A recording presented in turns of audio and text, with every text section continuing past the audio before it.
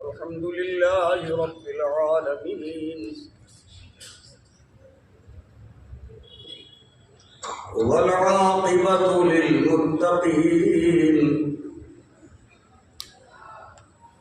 والصلاة والسلام على رسوله الكريم وعلى آله وأصحابه أجمعين. أما بعد فأعوذ بالله من الشيطان. بسم الله الرحمن إنما يعلم صدق الله مولانا وصدق رسوله النبي الأمين الكريم ونحن على ذلك لمن الشاهدين والشاكرين والحمد لله رب العالمين. اللهم صل على سيدنا مولانا محمد وعلى آل سيدنا ومولانا محمد وأصحاب سيدنا ومولانا محمد وبارك وسلم عليهم صلاة وسلام عليك يا رسول الله صلاة وسلام عليك يا حبيب الله.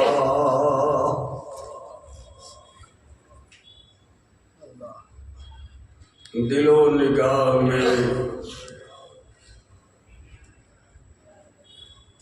و نگاہ میں تصویر یار رہتی ہے، دل و نگاہ میں تصویر یار رہتی ہے، میرے چمن میں ہمیشہ بہار رہتی ہے. سبحان اللہ.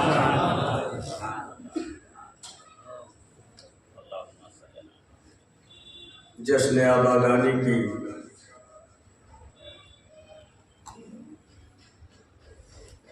یہ متبرک مقدس اور پرنور محفل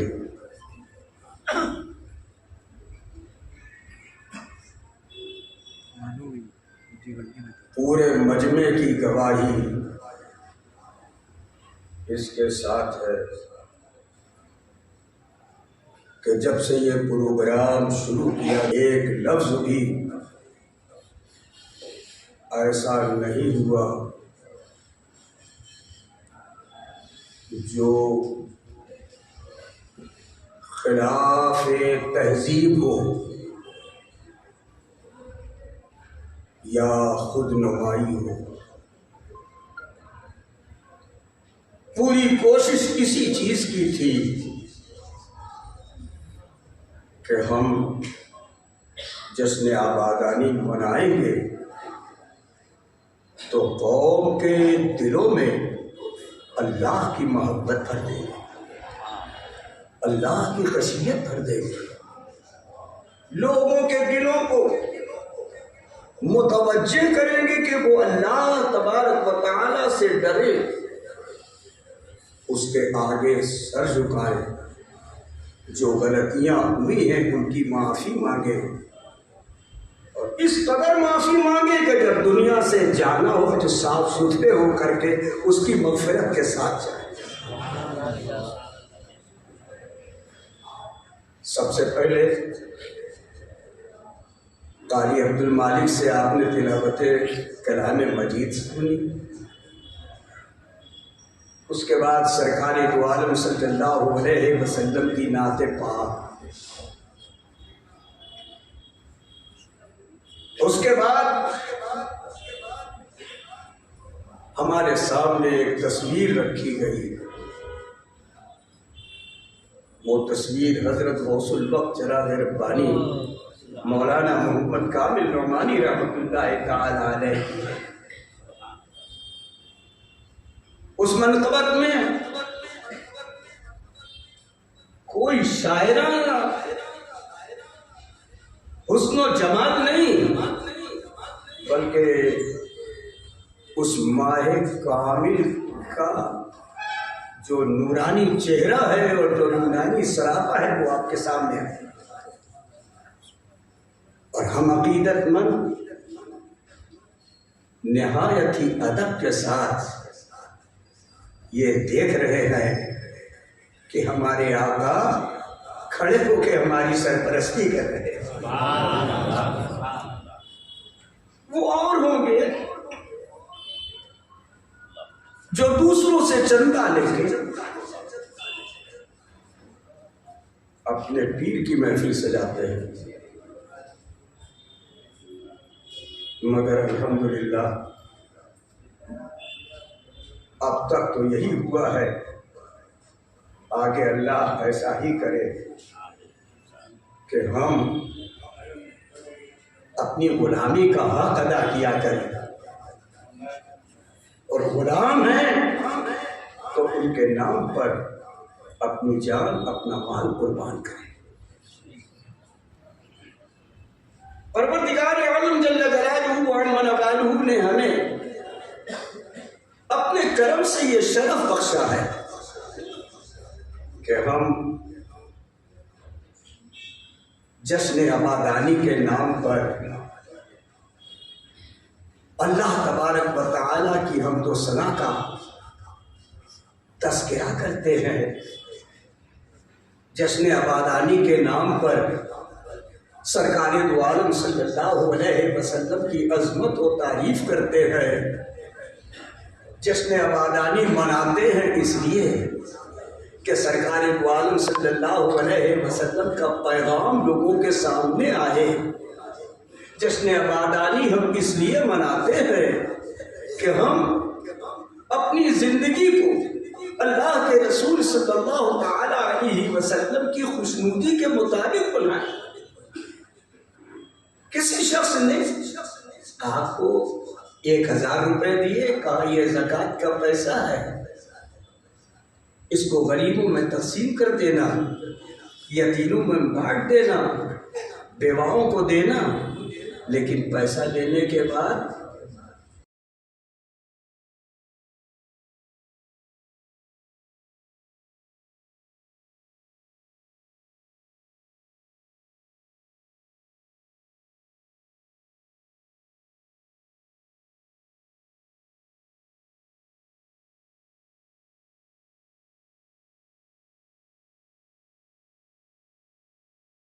آپ سے نہیں ہوا تو ہماری امانت ہمیں واپس کیجیے۔ یہ بات سچ ہے، ایسا ہو سکتا ہے نا؟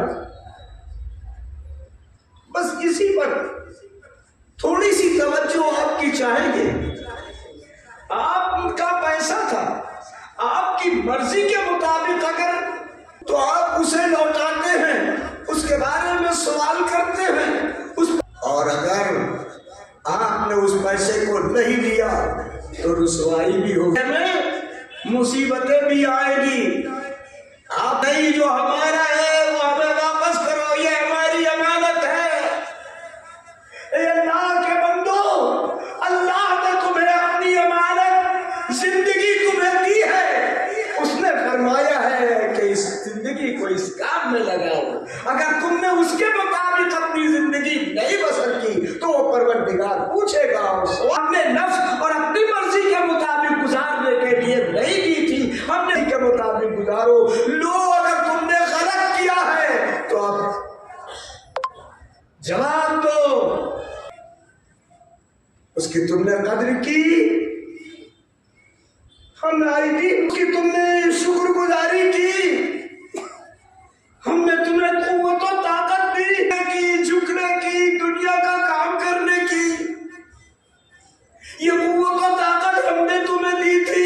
ہم نے 5 وقت کھڑے ہو جانا، ہم نے کہہ دیا تھا کرنا، ہم نے کہا تھا کہ ہمارے لیے تم سجدہ کرنا، ہم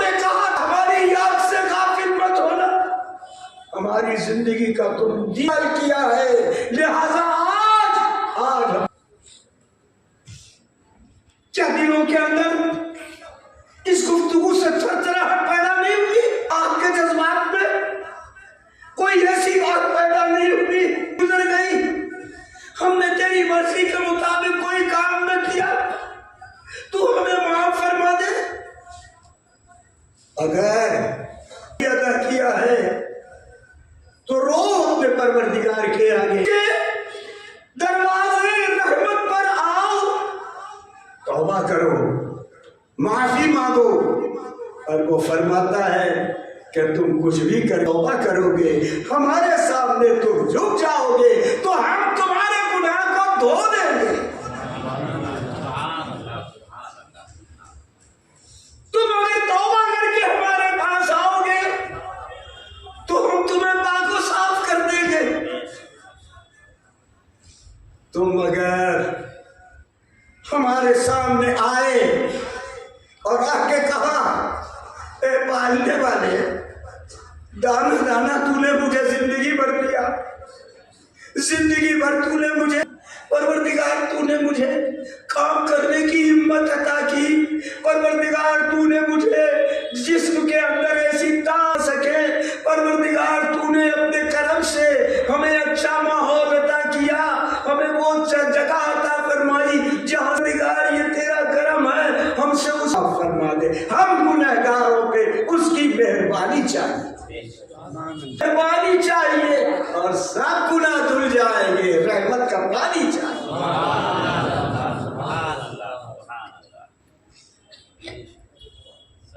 ایک شخص تھا،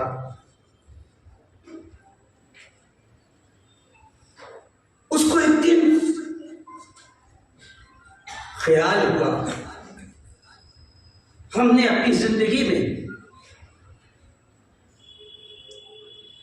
کیا کیا، لگا حساب کرنے۔ پہلے طریقت یہ جانتے ہیں کہ اپنے عمل کا محاسبہ کرنا چاہیے، خود ہی یہ سوچنا چاہیے کہ ہم نے کیا اچھا کیا۔ اولیاء اللہ کا یہ طریقہ رہا ہے، بعض اولیاء اللہ کا، کہ رات کو بستر پر جا کے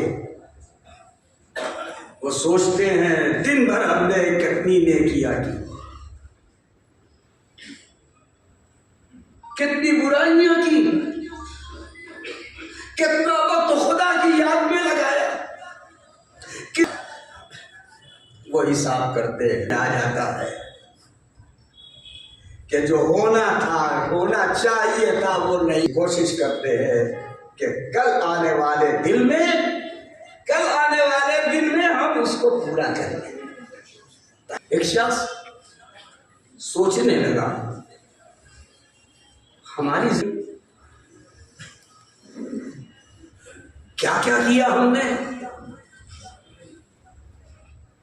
تو سمجھ میں اپنی زندگی میں کیا کیا یہ سمجھ میں نہیں آ رہا ہے، لیکن اس نے غور کیا کہ گناہ گار ہوں، گناہیں ہوئی ہیں۔ بہت سے بیوقوف یہ سمجھتے ہیں کہ ہم نے گناہ نہیں کیا، نہیں، اگر ایک سانس کی بھی غفلت ہوئی تو یہ گناہ ہے، پروردگار کے آگے شرمندہ ہونا ہے۔ آپ کو معلوم ہونا چاہیے، بڑی آسان سی بات ہے، ہم لوگ زبان سے اللہ کا ذکر کرتے ہیں، اور کچھ ایسے بھی ہیں جو اپنے دل کی حرکت سے اللہ کا ذکر کرتے ہیں، کچھ ایسے بھی ہیں جو اپنے سانسوں کے ذریعے اللہ کا ذکر کرتے ہیں، مگر کتنا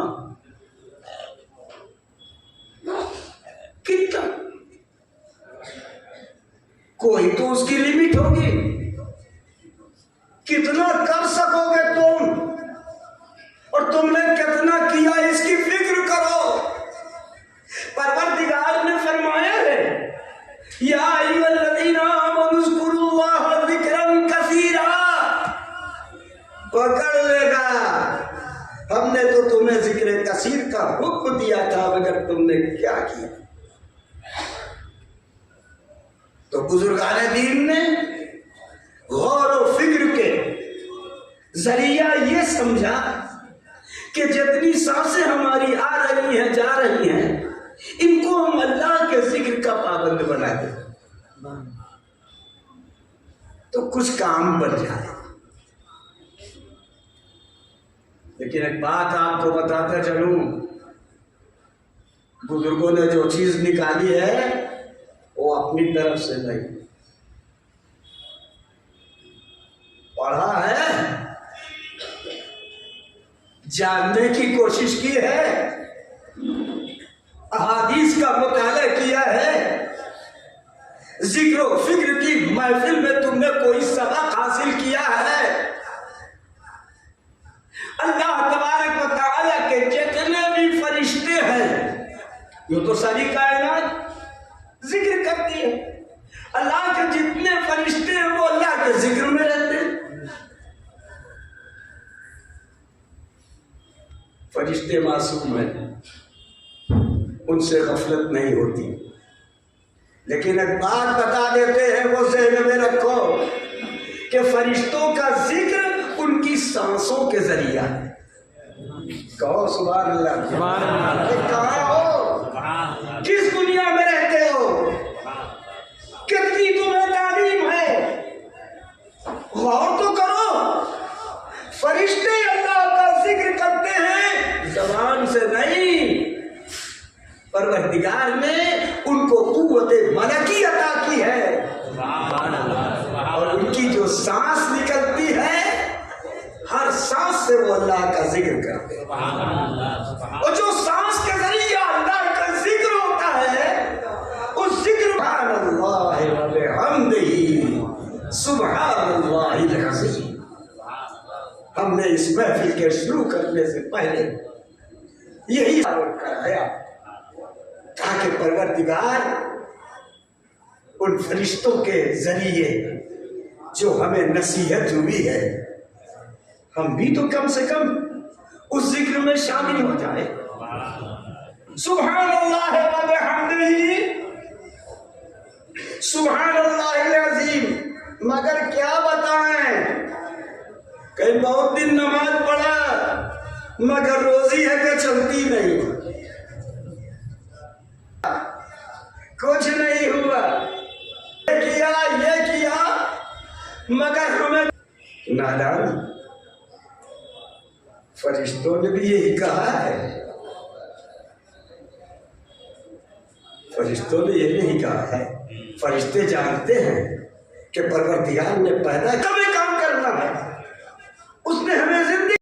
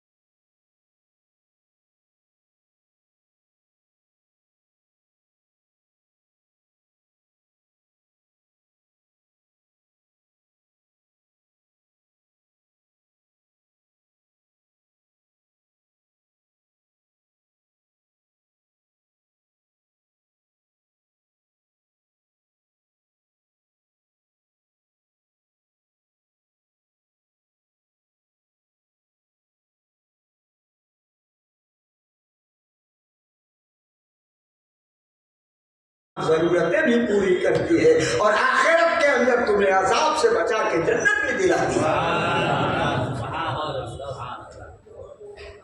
ایک شخص آیا میرے حضور کی خدمت میں، سرکار دو عالم حضور احمد مصطفیٰ محمد مصطفیٰ صلی اللہ علیہ وسلم کی خدمت اقدس میں حاضر ہو کے اپنی پریشانی بیان کرتا ہے۔ وہ کہتا ہے یا رسول اللہ، بہت تنگ دستی ہے، مفلسی ہے، پریشانی ہے، کام نہیں چلتا۔ یا رسول اللہ، مجھے پریشانی ہے، رزق کی تنگی ہے۔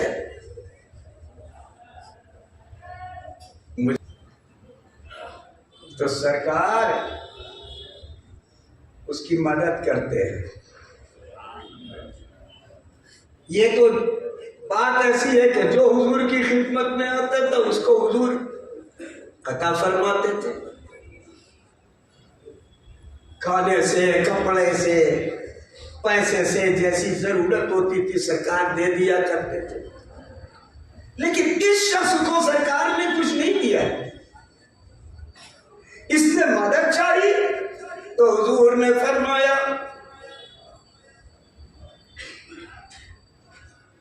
سورج نکلنے سے پہلے اور سورج ڈوبنے سے پہلے 100 مرتبہ سبحان اللہ و بحمدہ سبحان اللہ العظیم پڑھ لیا کرو۔ وہ یہ نہیں کہتا کہ آپ نے کچھ نہیں دیا، وہ ایمان عام آدمیوں کا نہیں تھا، وہ ایمان صحابہ کرام کا تھا۔ جب حضور نے ارشاد فرمایا تو میرے آقا و مولا سرکار دو عالم صلی اللہ علیہ وسلم مدد ہو گئی۔ اس نے کہا ایسا ہی کروں گا، لہذا اسی دن سے فیصلہ کر لیا۔ فجر میں سورج نکلنے سے پہلے 100 مرتبہ سبحان اللہ و بحمدہ سبحان اللہ العظیم پڑھ لیتا تھا، اور سورج غروب ہونے سے پہلے 100 مرتبہ سبحان اللہ و بحمدہ سبحان اللہ العظیم پڑھ لیا کرتا تھا۔ ایمان، نبی کی بات پر ایمان تھا، نبی کی ہدایت پر ایمان تھا، اس کا یقین تھا کہ نبی سے ہم نے مدد کی درخواست کی ہے تو نبی نے ہماری مدد فرمائی ہے۔ وہ پڑھنے لگا۔ سرکار سے کچھ ہی عرصے کے بعد ملاقات ہوئی۔ سرکار نے پوچھا بولو تمہارا کیا حال ہے؟ سرکار تو جانتے تھے کہ اس کو بتایا ہے تو یہ ناغہ نہیں کرے گا، اس سے یہ نہیں پوچھا کہ تم نے پڑھا کہ نہیں پڑھا۔ سرکار نے پوچھا کہ تم کس حال میں ہو؟ تو وہ کہتا ہے یا رسول اللہ، آپ کے یہاں سے آیا، خوشحالی کا دروازہ کھل گیا اور اب میرے پاس اتنا ہے کہ میں اپنے گھر میں رکھنے کی جگہ نہیں پا رہا۔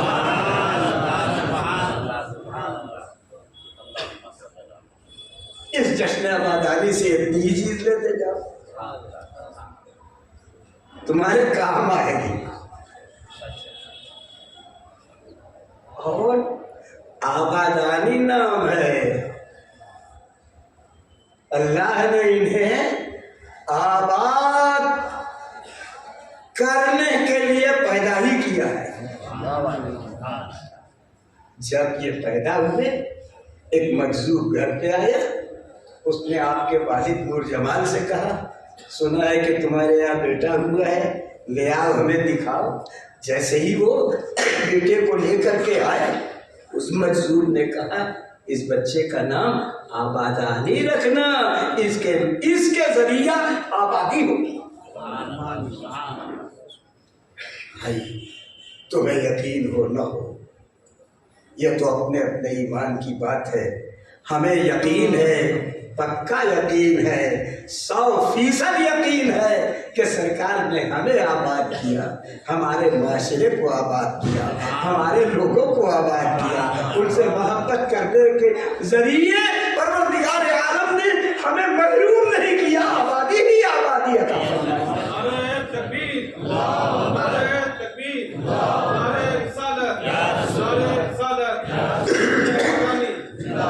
اس جگہ آپ کو غور کرنے کی ضرورت ہے۔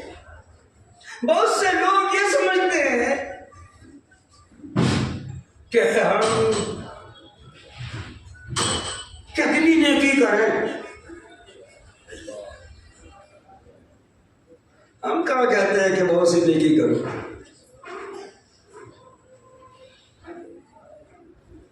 نیکی کرنے سے زیادہ ضروری ہے گناہوں سے بچنا، ذہن میں رکھو۔ نیکی کرنے سے زیادہ ضروری ہے گناہوں سے بچنا، گناہوں سے بچو، یہ سب سے بڑی نیکی ہے۔ اللہم صل علی محمد وعلی آل سیدنا و مولانا محمد وبارک وسلم۔ گناہوں سے بچنے کی کوشش کریں۔ مجھے یاد آیا ایک بزرگ آ گئے، اب اللہ نے ان کی ہدایت ایسے ہی لکھی تھی، قوالی نہیں سنتے تھے،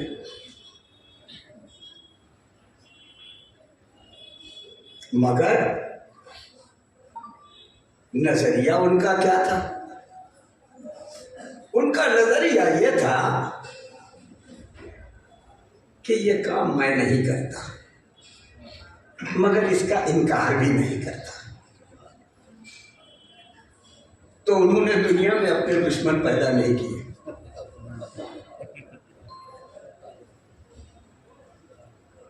وہ بزرگ نیک و صحیح اپنے گھر میں بالا خانے پر کھڑکی میں بیٹھے ہوئے تھے۔ ایک سدا سہاگن کسے کہتے ہیں؟ ارے فقیری میں بہت سے رنگ ڈھنگ ہے۔ میں اور کسی کے بارے میں کچھ تو نہیں کہتا، بس اتنا کہوں گا کہ میرے یہاں کی فقیری یہ ہے کہ سرکار دو عالم کی فرما برداری کرو۔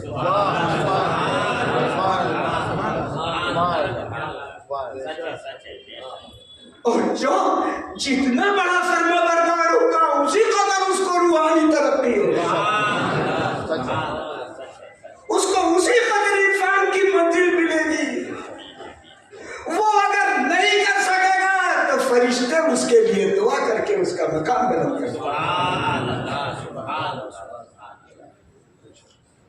وہ بزرگ کھڑکی میں اپنے چھت پہ بیٹھے ہوئے بالا خانے پہ تشریف رکھتے تھے۔ وہ ایک قلندر ادھر سے گزرا تو قلندری میں بہت سی شکل و صورت کے آدمی ملتے ہیں۔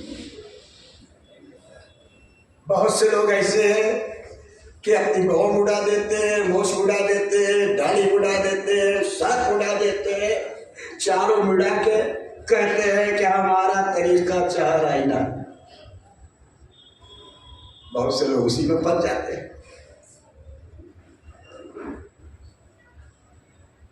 کچھ لوگ کوئی طریقہ اختیار کرتے ہیں، کوئی لوگ کچھ طریقہ اختیار کرتے ہیں۔ ہمیں اللہ تعالیٰ کے حکم کا پابند رہنا چاہیے، تو پابندی کرنے میں انہوں نے ایک سوچا کہ بیوی اپنے شوہر کی پابند ہوتی ہے، لہذا ہم بیوی بن کے زندگی بسر کریں گے۔ تو انہوں نے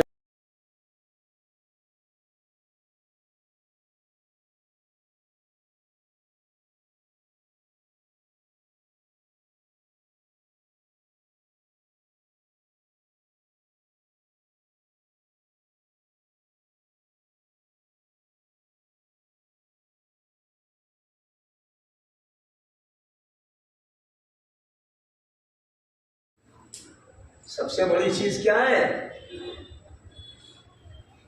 شبہات سے بچنا، اللہ جسے بچا دے۔ ہم تو گناہ گار ہیں، ہم کو تو سیف الدین صاحب نے کچھ کھلایا تو کھا لیا، تو خورشید شاہ صاحب نے کچھ کھلایا تو کھا لیا، انہوں نے چائے پلا دی تو پی لی، انہوں نے کچھ دے دیا تو لے لیا۔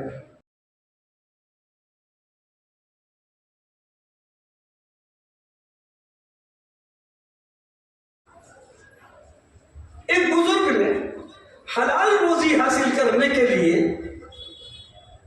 اور حلال دانہ حلال رزق حاصل کرنے کے لیے کھیتی سجائی تھی اور اسی کے ذریعے ان کی روٹی چلتی تھی۔ لیکن ایک موقع ایسا آیا کہ ان کے پاس کچھ نہیں تھا، یعنی گھر کا غلہ نہیں تھا، پیسے تھے، تو وہ غور کرنے لگے کہ اس علاقے میں کس کے پاس حلال غلہ ہے۔ معلوم ہوا کہ وہ ایک یہودی ہے، اپنے مذہب کا پکا ہے، حلال روزی کے لیے وہ کھیتی کرتا ہے۔ تو یہ انہوں نے کہا کہ تھوڑا سا غلہ ہمارے ہاتھ بیچ دو، ہم سے پیسے لے لو۔ تو اس نے کہا غلہ ہمارا ہے، ہم جانتے ہیں کہ یہ رزق حلال ہے، لیکن تمہیں لہذا ہم نہیں لے سکتے۔ ہم نے اپنے مفہوم کو آپ کے ذہن میں ڈالنے کے لیے یہ بات بتائی، بچنے کے لیے۔ میں نے ایک بزرگ سے جو اپنے ہی سلسلے کے تھے ان سے سنا، مدن پور کی ایک مسجد میں ایک پردیسی شخص آیا، اس کے ساتھ ایک لڑکا بھی تھا۔ اس لڑکے کا حال یہ تھا کہ نماز پڑھنے کے بعد وہ باہر نکلتا تھا پہلے ہی، اور جتنے مصلی نماز پڑھنے والے تھے سب کے جوتے الگ کرتا تھا۔ لوگوں نے کہا یہ کیا؟ انہوں نے کہا یہ جو ادھر جتنا جوتا یہ جنتی لوگوں کا، اور ادھر جتنے لوگوں کا یہ جہنمی لوگوں کا۔ کیسے تمہیں معلوم؟ کہا میں رزق حلال کھاتا ہوں، اس لیے مجھے پروردگار نے یہ معرفت عطا فرمائی ہے۔ تو ہر جگہ بچنا بھائی، نیکی کرنے والوں سے زیادہ شیطان صفت بھی ہوتے ہیں۔ ایک شخص نے سوچا اچھا اس لڑکے کی حالت ہم بدل دیں گے۔ ایک طوائف جو ناچنے گانے والی تھی اور بیسوا تھی، اس کے گھر سے روٹی کا ٹکڑا لیا اور اس بچے کو زبردستی کھلا دیا۔ یہ بچہ اسی وقت بصیرت سے دور ہو گیا۔ آنکھیں تو تھی لیکن اب وہ نہیں دیکھ سکتا تھا کہ اس میں جوتا جہنمیوں کا کون ہے اور جنتیوں کا کون ہے۔ اس کے باپ نے وہاں پوچھا کہ بیٹا تم نے آج کچھ بتایا نہیں؟ وہ لڑکا کہنے لگا کہ مجھے کچھ دکھائی نہیں دیتا، تو میں کیا بتاؤں کا افسوس کہ میں نے زندگی بھر اس بیٹے کو حلال کمائی کھلایا، لیکن میری متاع حیات لٹ گئی۔ شیطان صفت ظالم مسلمان نے حلال لقمہ کی جگہ حرام لقمہ میرے بیٹے کے منہ میں ڈال کے اس کی شان و صفت چھین لی۔ اے اللہ میں کیا کروں؟ اس گفتگو سے آپ کو میں ایک نصیحت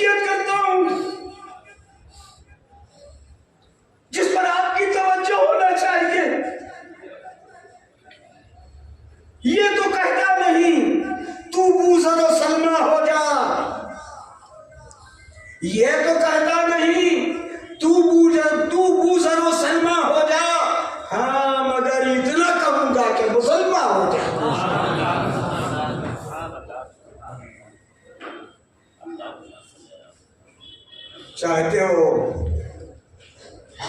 दबे अल्फाज में कह रहा हूँ, माफ करना, चाहते हो कि औलाद तुम्हारी पर फर्मा बरदार रहे तो अपनी औलाद को हलाल रोटी खिलाओ।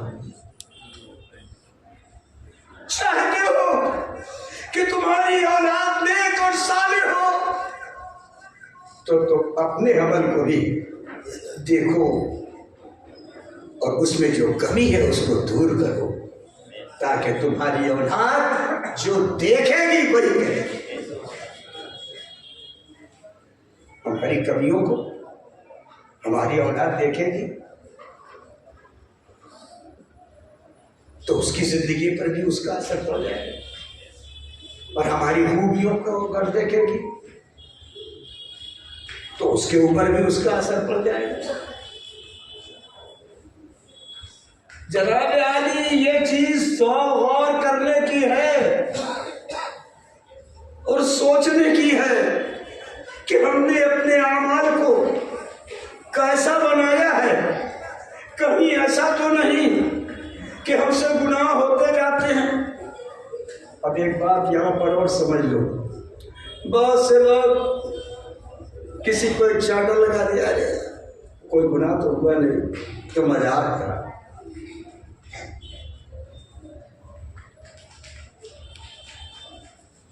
किसी न किसी के साथ कोई न कोई हरकत मामूली सी कर देते और वो उसको समझते हैं कि ये मामूली चीज है। लेकिन तुम्हें मालूम होना चाहिए कि 50 बरस 60 बरस की जिंदगी में ये मामूली सा काम जो इकट्ठा हो जाएगा तो कितना होगा।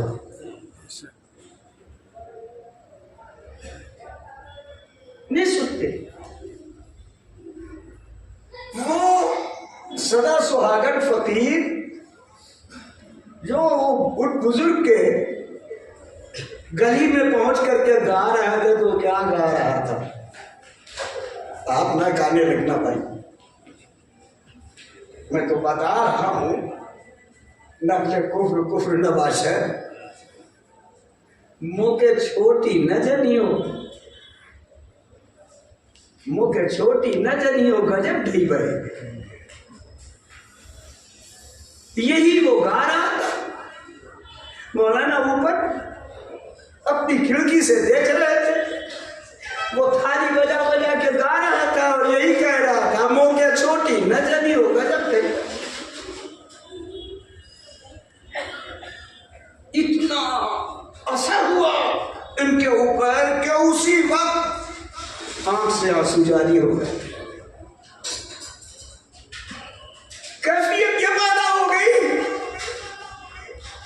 कि ऊपर बैठे थे तख्त के ऊपर, लुट होकर के वहीं गिर गए और इस कदर बेहाल हुए कि वो तख्त से नीचे गिर पड़े और रोए जा रहे थे, बेचैनों में करार थे। महफिले समा के सुनने वालों, मजाक और तफरीह के लिए कभी मत सुनना। शायद कोई एक शेर तुम्हारे दिल को लग जाए और तुम्हारी आंखें बरस जाए, तुम्हारा दिल मुतासिर हो जाए और तुम्हारी जिंदगी में इनकलाब कर। मौलाना का तो ये हाल हुआ। कुछ लोगों ने पूछा, हुजूर आप तो गा रहा था वो और हाथ लेकर रो रहे थे, गिर पड़े। उन सबक दिया है कि सुन लो, कयामत के दिन जिसे तुम कम समझते हो वही जमा हो जाएंगे और वही गजब ढाएंगे, तुमको जहन्नम में ले जाएंगे। मैं यही सोच के बोल रहा हूं,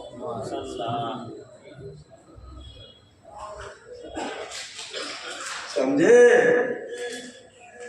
बदकलामी मत करना, अपने ज़हन को सही रखना, मुँह के छोटी न चलियो। गजब ढाई दुनिया वाले उसका मतलब कुछ समझे, لیکن ایک عارف باللہ نے اس سے سبق حاصل کیا اور انہوں نے اپنی زندگی کو سنبھالنے کے لیے، سنوارنے کے لیے، اور جو کچھ ہو چکا تھا اس کے مکافات کے لیے انہوں نے کوشش کرنی شروع کر دی۔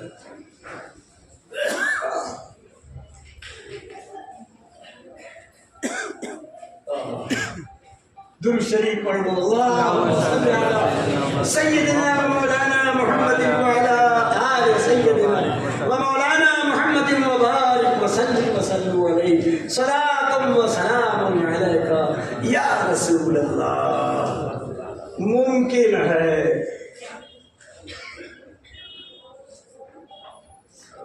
نام کیوں بتاؤں، مگر اس شعر کو محفل سما میں سن کر کے ایک شخص رونے لگا، اور پھر کیا حال ہوا وہ حال نہیں بتانا، لیکن پڑھنے والا قوال پڑھ رہا تھا ممکن ہے کہ پھر موت نہ دے مہلت سجدہ، ممکن ہے کہ پھر موت نہ دے مہلت سجدہ، ممکن ہے کہ پھر موت نہ دے مہلت سجدہ، ایک سجدہ کرے یار پہ آئے میری جبھی اور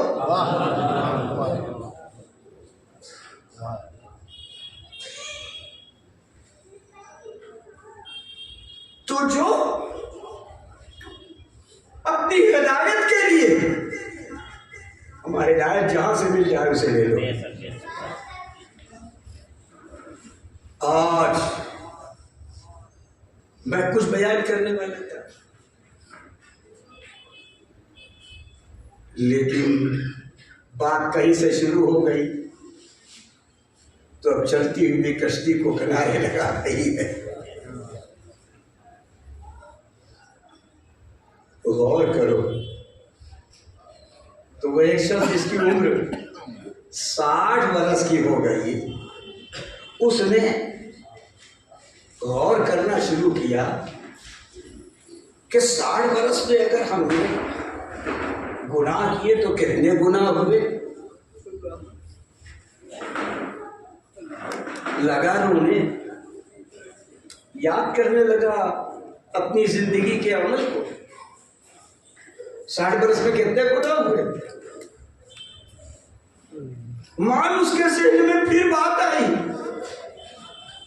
60 برس کے اندر کتنے دن ہوتے ہیں، اگر ہر دن ہم نے ایک گناہ کیا تو کتنے گناہ ہوئے، اور اگر ہر دن ہم نے 10 گناہ کیے تو کتنے گناہ ہوئے۔ مولا میری بخشش ہوگی کہ نہیں ہوگی، یہ سوچ کر کے وہ اسی وقت زمین پر گرا اور بے ہوش ہو گیا۔ تھوڑی دیر کے بعد لوگوں نے انا للہ و انا الیہ راجعون پڑھا۔ احساس ہونا چاہیے، احساس ہونا چاہیے، اپنی نیکیوں کا احساس، اپنی بدیوں کا احساس، اپنے اعمال کا احتساب، یہ ضروری ہے۔ حضور سید عالم احمد مصطفیٰ محمد مصطفیٰ صلی اللہ تعالی علیہ وسلم کا حال کیا تھا؟ ہمارا سرکار تو بخشے بخشائے ہے، اور جس کو وہ چاہیں گے وہ بھی بخشا بخشائے۔ شان تو میرے آقا کی کچھ اور ہے، لیکن اللہ کا خوف کس قدر، ذرا تیز آندھی چلتی، ہوا چلتی اور سیدھے مسجد میں آ جاتے اور خدا کی عبادت میں مشغول ہو جاتے۔ ذرا سی تکلیف ہوئی اور سرکار بے قرار ہو کر کے اللہ کی یاد میں لگ جاتے تھے۔ پوچھا گیا یا رسول اللہ ابھی تو صرف تیز ہوا ہی چلی تھی، فرمایا کہ یہی تو ہوا تھی جس نے انبیاء میں عذاب پیدا کر دیا۔ ان کے دور میں ان کی امتیں اسی تیز ہوا کے ذریعے سے فنا ہو گئی اور ختم ہو گئی۔ تو تم لوگ معمولی مت سمجھنا. میرے عرض کرنے کا مقصد نہیں کہ اس کو معمولی مت سمجھنا. جس گرمی سے آپ پریشان ہو، ایسا نہ ہو کہ یہی گرمی کل انگارہ برسا دے. ہوش میں رہنے کی ضرورت ہے. ہمارے لیے دعا کرو. اب اپنی طرف سے کچھ کہہ نہیں رہے. زباں بھی دیکھتا ہوں میں، دہن بھی دیکھتا ہوں میں، مگر کھلتا نہیں یہ راز. آخر بولتا کیا ہے؟ جو پروردگار چاہتا ہے وہی میں آپ کے سامنے پیش کر رہا ہوں. مگر چاہتا ہوں کہ سچی بات دل میں اتر. اور اللہ جس کی ہدایت دے دے، اللہ تعالیٰ جس کی ہدایت دے دے. حضرت خواجہ ابراہیم ابن ادہم رحمت اللہ تعالی علیہ بلخ کے بادشاہ تھے. بڑا بادشاہ کو پھر کیا تکلیف ہوگی، دولت تو اس کا قدم چھوٹتی ہے، راحت کا ہر سامان مہیا، کوئی اس کے یہاں تکلیف نہیں، عیش میں جو چاہے سو کرے. خواجہ ابراہیم ابن ادہم کی زندگی ایسی ہی تھی، لیکن دل کے اندر خدا کی یاد کا جذبہ تھا جو ورثے میں ملا تھا. میری جملے کو یاد رکھنا ہے. دل میں ایک جذبہ تھا جو ورثے میں ملا تھا. باپ عبادت گزار تھا، ماں عبادت گزار تھی، وہی اس نے دیکھا تھا. بادشاہ تو تھا مگر ذہن میں بات تھی کہ ہمیں اللہ تعالیٰ سے غفلت نہیں کرنا چاہیے. تو اب جب دل میں سے خیال پیدا ہوا تو رات کی راحت چھوڑ کر کے وضو کرتے تھے اور مصلی پہ رات کو بیٹھ جاتے تھے، اللہ تعالیٰ کی یاد کرتے تھے. اللہ نے ان کو پسند کر لیا. حضرت خضر علیہ السلام کو ان کی ہدایت کے لیے بھیج دیا. حضرت خضر آئے، محل کی چھت کے اوپر دوڑ رہے ہیں. اب قدموں کی آہٹ حضرت خواجہ ابراہیم ابن ادہم کو پریشان کر رہی. یہ کون ہے اتنی رات کو جو ہماری چھت پہ دوڑ رہا ہے؟ آج ہم لوگوں کے پاس بلاتے ہیں، ارے چھت کے اوپر کوئی دوڑتا ہے سرکار، کچھ تو ایسا ہو جائے کہ مصیبت سے نجات ہو. لیکن وہاں کا معاملہ کیا تھا؟ وہاں کا معاملہ یہ ہے کہ حضرت خواجہ ابراہیم ابن ادہم رحمت اللہ تعالی علیہ دیر تک جب قدموں کی آہٹ محسوس کرتے ہیں دوڑنے کی، تو اپنے کمرے سے نکلے، چھت پہ گئے تو دیکھا کہ ایک ضعیف آدمی ہے جو دوڑ رہے. ارے تم یہاں کیسے آ گئے؟ تو وہ کہتے ہیں کہ میں اپنا منہ تلاش کر رہا ہوں،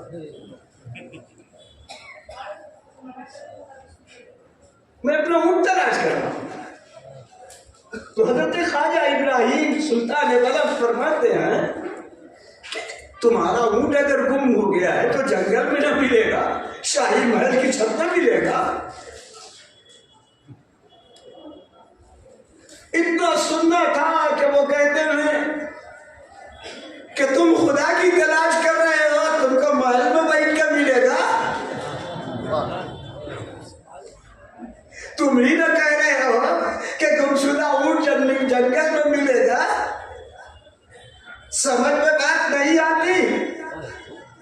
اصلاح ہو گئی،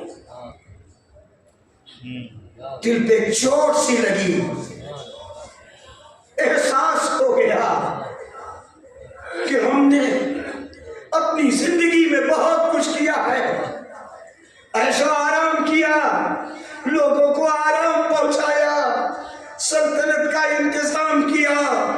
بال بچوں کی خبر گیری کی، رشتہ داروں کے ساتھ اچھا سلوک کیا، شہر والوں کے ساتھ اچھا سلوک کیا، اپنی مملکت کے اندر اچھا انتظار کیا، ہر ایک کو ہم نے راحت پہنچائی، لیکن ہم اپنے لیے کچھ نہ کر سکے۔ ایک ہدایت، خدا جب ہدایت دینا چاہتا ہے تو ہدایت پہ ہدایت ہو جاتی ہے۔ عیش کے اندر رہنے والے خواجہ ابراہیم ابن ادھم سلطان بلخ روزانہ شکار کھیلنے جانتے تھے۔ یہ بھی ایک تفریح تھی۔ آپ کو میں بتا دوں، شکار کھیلنا جائز نہیں۔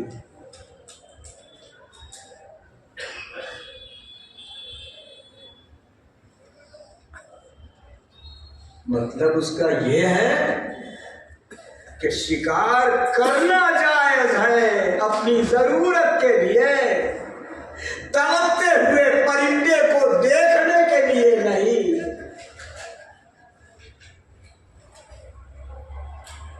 یہ حرام نہیں ہے کہ تم بلا وجہ کسی جانور کی جان لو۔ ہاں، تمہاری اگر ضرورت ہے تو تم شکار کر سکتے ہو۔ مثال کے طور پر آج کے دور میں کچھ لوگ شکار کے لیے اگر جائے اور ان کے دل کے اندر ہو کہ ہم تھوڑی سی مچھلی پسا لیں اور گھر میں پکے سب لوگ کھائیں تو یہ جائز ہے۔ ہم آریل بٹیر اس کا گوشت نہیں پاتے، جنگل میں شکار کریں گے، لے آئیں گے تو ہم بھی کھا لیں گے، ہمارے گھر والے بھی کھا لیں گے، تو یہ شکار جائز ہوگا۔ لیکن بلا وجہ اپنے نشانے کو صحیح دیکھنے کے لیے اس کی اجازت نہیں۔ اب ہم آپ کو یہ بتانا چاہیں کہ حضرت خواجہ ابراہیم ابن ادھم رحمۃ اللہ تعالی علیہ شکار کے لیے ہر روز جاتے تھے۔ پہلے دربار کرتے تھے صبح کے وقت، اور جب دربار سے فارغ ہو جاتے تھے تو جنگل چلے جاتے تھے۔ اب جتنے ندیم ساتھی امراء وزراء جو ان کے مزاج کے مطابق تھے وہ سب ان کے ساتھ ساتھ جاتے تھے۔ ایک دن یہ گئے شکار کھیلنے کے لیے، مگر جب ابراہیم ابن ادھم وہاں پہنچے تو ان کا جی نہیں لگا۔ جنگل میں پہنچتے ہی کہا لگ بھائی آج نہیں، آج ہم لوگ چلیں گے، جی نہیں لگ رہا۔ اب جو لوگ شکار کھیلنے کے شوق میں تھے ان لوگوں کو تو بڑا برا لگا، لیکن اب بادشاہ کے سامنے کس کی مجال تھی؟ جب بادشاہ لوٹا تو سب لوٹے۔ مگر دیکھو انتظام، سلطان بلخ جب اپنے محل میں تشریف لائے سارے لوگوں کو حیرت ہوگی، اتنی جلدی؟ ابھی تو گئے تھے، ابھی آ گئے۔ پورا دربار اور پورے محل کا ہر رہنے والا اپنی جگہ پر سائلنٹ، سب چھوڑ۔ حضرت خواجہ ابراہیم ابن ادھم اپنی خانقاہ میں اپنے آرام کرنے کی جگہ پر پہنچتے ہیں۔ وہاں کیا دیکھتے ہیں؟ وہاں دیکھتے ہیں کہ ان کی مسحری کے بڑی آرام دہ، بڑی خوشبودار، ریشمی، ہر طرح سے سجی ہوئی، اور اسی بستر کے اوپر ایک لوڈی سو رہی۔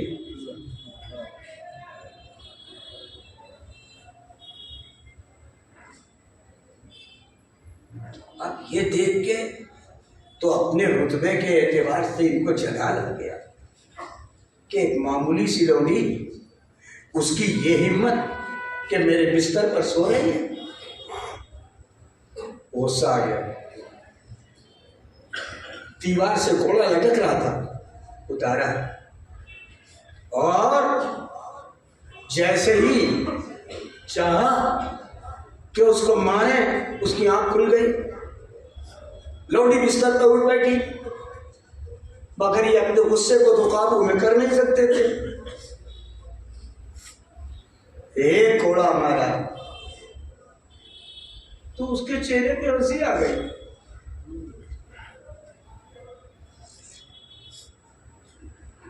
अब इनको तो बड़ा गुस्सा आया है, हम पिटाई करेंगे और ये हंसेगी। दूसरा कोड़ा खींच के मारा तो वो और तेज हंसी, यहां तक के दोनों दांत उसके बाहर नजर आने लगे। अब जानते हैं ना, मुंह अगर फैल जाए दोनों होंठ तो उसको कहते हैं मुस्कुराहट, और हंसी आ जाए जिसमें ये दांत जाहिर हो, इसको कहते हैं हंसी। और उसके बाद इनको गुस्सा आया, एक कोड़ा फिर खींच के मारे तो खिलखिला के इसको आवाज निकल गई, खिलखिला के हंस पड़ी। तो इनकी समझ में आया कि मारने का यही असर है क्या कोड़ा फेंक दिया। फरमाते हैं कि मैं तुझे कोड़े मारता हूं, तू हंसती है। मैं तुझे कोड़े मारता हूं, तू हंसती है।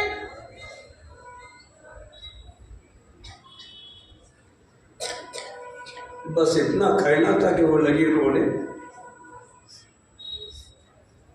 अब जो रोने लगी तो इनको तरस आया, आदमी तो थे ही, क्यों रो रही है? मगर वो रोए चली जा रही है, कुछ कहती नहीं।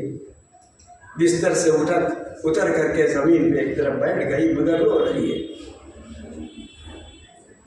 अब तेज आवाज से भी लगी रोने। तो सुल्तान मलक इब्राहिम इब्ने अदम ने पूछा कि मैं जब तुझे मार रहा था कोड़े तो तू उस वक्त हंस रही थी, मैंने तुझे कोड़े मारे तो तू खिलखिला के हंस रही थी, जब मैंने कोड़े मारने बंद कर दिए तो अब तू रो रही है, आखिर इसकी वजह क्या है?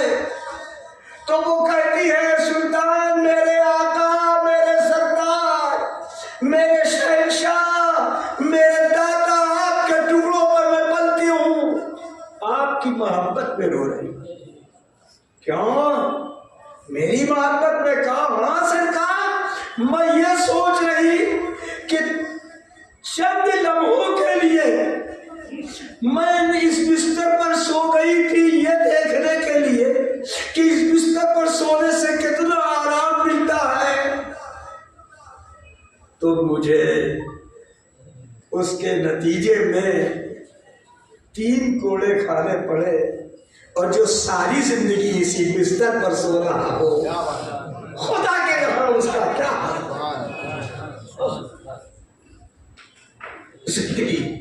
जिंदगी का नक्शा बदल गया, दिल बदल गया, फैसला कर लिया कि अब न महल रहेगा, न ये राज रहेगा, न ये बादशाही रहेगी, सब छोड़, अब चलो चलो और इस दुनिया को खैर बात कहो। घर से निकल रहे हैं, घर से निकल रहे हैं, पूरे शाही अंदाज में हैं, निकल रहे हैं, लेकिन रास्ते में जंगल की तरफ चले जा रहे हैं। किसी में हिम्मत नहीं है कि रोके, अब चले ही जा रहे हैं, चले ही जा रहे हैं। जब एक घने जंगल में पहुंचे, देखा कि एक गड़ेरिया जो जानवरों को चरा रहा था, उसको देखा, बुलाया अपने पास, कहा क्या तुम अपना कपड़ा मुझे दोगे? इसके बदले में मैं तुझे अपना देता हूँ। यह कह के अपना ताज भी उसे दे दिया, अपनी जहरी हवा भी उसे दे दी, अपना पूरा लिबास दे दिया, और गड़ेरिया का वो लिबास खुद पहन लिया और फिर जंगल की तरफ रवाना। मजाक नहीं है मियाँ, दिल के अंदर सच्चाई और पुख्तगी होगी तो उसकी रंगत कुछ और ही होगी। राज छोड़कर चले गए। लेकिन अब यहाँ के लोग ये सोच रहे थे, जो सल्तनत का काम चलाने वाले उमरा वज़रा थे वो चला तो रहे थे, लेकिन सोच रहे थे कि बादशाह के न होने की वजह से किस कदर हमारी सल्तनत में फर्क आ रहा है। तो उन लोगों ने कहा, मियाँ को तलाश करो, सुल्तान बलख को तलाश करो, चल के ले आओ और उनको यहाँ ला करके रखो। उनकी वजह से नज़्म सल्तनत सही रहेगा, उनकी वजह से मुल्क का पूरा इंतज़ाम ठीक रहेगा। तो ये लोग एक गिरोह बना के पता लगा करके वहां पहुंचे। आप दरिया के किनारे बैठे हुए थे और गुदड़ी सी रहे थे, सुई से अपनी गुदड़ी सी रहे थे। अब ये लोग जाके खड़े हो गए, नजर उठाई, अब बादशाह थे, ये सारे लोग बड़े अदब से अर्ज करते हैं, लगे रोने कि आपके छोड़ देने की वजह से सारा मुल्क परेशान है, सारे लोग परेशान हैं, आप तशरीफ ले चले, हम आपको लेने के लिए आए हैं, गद्दी खाली है, आप चले राजपाट करें, अभी के इंतजाम से इस मुल्क में खुशहाली रहेगी। तो हजरत सुल्तान बलख इब्राहिम इब्न अदम ने फरमाया, कहाँ मुझको ले चलते हो? तुम कहते हो कि वहाँ लोग फर्मा बरदार होके नज़्म सल्तनत को सही रखेंगे। नहीं, मैं नहीं जाऊंगा। अब सब लगे इसरार करने। तो आप जिस सुई से अपनी गुदड़ी सी रहे थे, उस सुई को आपने दरिया में फेंक दिया। कहा, मैं तो चलने के लिए तैयार हूं, मैंने सुई तो दरिया में फेंक दी है, लेकिन एक शर्त है, वो ये है कि तुम्हारी सल्तनत में अगर ताकत है तो मैंने जो सुई फेंकी है उसे निकाल।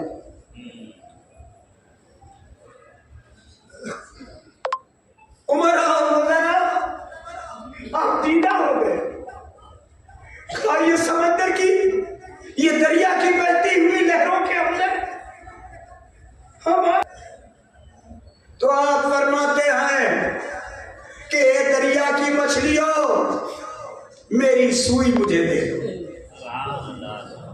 उसी वक्त मछली, एक नहीं, दो नहीं, तीन नहीं, हजारों मछलियां अपने मुंह में सोने की सुई लिए हुए ख्वाजा इब्राहिम इब्न अदम के करीब साहिब पर आ गए। ख्वाजा इब्राहिम इब्न अदम देख रहे, फरमाते हैं कि यही सोना तो मैं छोड़ के आया हूं, मुझे सोने की सुई की जरूरत नहीं, मुझे तो मेरी वही जंगालूद लोहे की सुई चाहिए।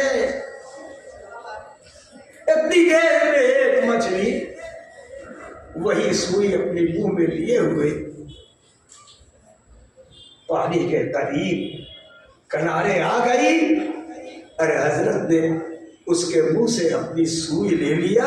उसके बाद फरमाया कि जब तक मैं दुनिया का था तो दुनिया वाले मेरी फरमा बरदारी नहीं करते थे, मगर मैं अब अल्लाह वाला हो गया हूँ तो चरिंद परिंद मछलियां तक मेरा अल्हम्दुलिल्लाह।